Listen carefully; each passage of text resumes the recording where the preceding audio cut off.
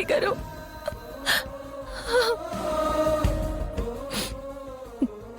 రండి.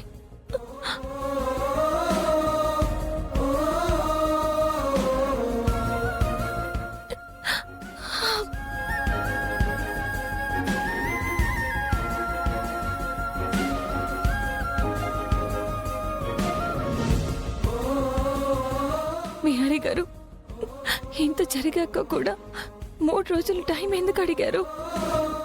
మీకు ఇన్ని అవమానాలు అవసరమా?